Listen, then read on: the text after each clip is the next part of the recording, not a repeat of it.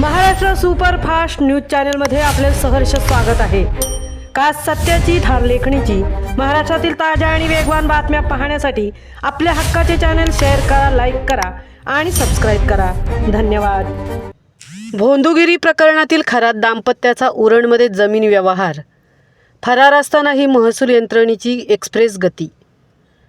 महाराष्ट्रभर गाजत असलेल्या भोंदूगिरी प्रकरणातील मुख्य सूत्रधार अशोक खरात सध्या तुरुंगात असताना उरण तालुक्यातील चांजे येथे त्याच्या फरार पत्नीच्या नावे झालेल्या संशयास्पद जमीन व्यवहाराने मोठी खळबळ उडवून दिली आहे। सामान्य माणसांची फाईल महिने रखडत असताना फरार गुन्हेगाराच्या नावावर अवघ्या एका महिन्यात महसूल प्रक्रिया पूर्ण झाल्याने तहसीलदार आणि निबंधक यंत्रणेच्या पारदर्शकतेवर गंभीर प्रश्नचिन्ह निर्माण झाले आहेत। धक्कादायक घटनाक्रम आणि योगायोग।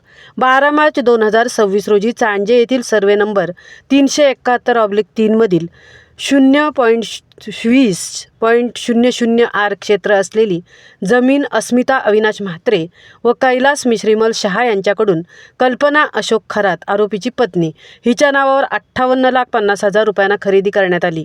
विशेष म्हणजे 17 मार्च 2026 रोजी ज्या दिवशी अशोक खरातला पोलिसांनी अटक केली त्याच दिवशी तलाठी सजा सांडगे यांनी या व्यवहाराची वर्दी नोटीस प्रसिद्ध केली। आरोपी अटकेत जात असताना आणि त्याची पत्नी फरार असताना महसूल यंत्रणेने हा दाखवलेला वेग केवळ योगायोग आहे की आधीच आखलेली योजना, असा सवाल नागरिक करत आहेत। या व्यवहाराचा वेग इथेच थांबला नाही तर 13 एप्रिल 2026 रोजी फेरफार क्रमांक 8351 मंजूर करून महसूल प्रक्रिया अवघ्या एका महिन्यात पूर्ण करण्यात आली।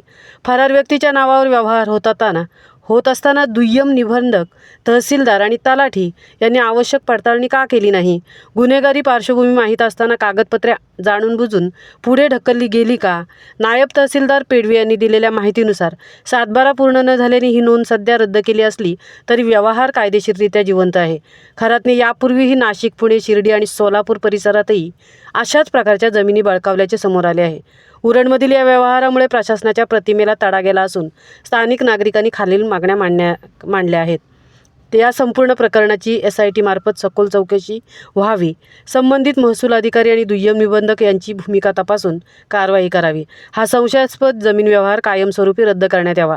अशोक खरातच्या मालमत्तांची व्याप्ती 100 कोटींच्या पुढे जाण्याची शक्यता असल्याने उरण येथील हा एक्सप्रेस व्यवहार म्हणजे मोठ्या लँड रॅकेटचा भाग असल्याची भीती व्यक्त होत आहे। महाराष्ट्र सुपरफास्टसाठी विठ्ठल ममताबादे, सहतृप्ती भोईर, उरण।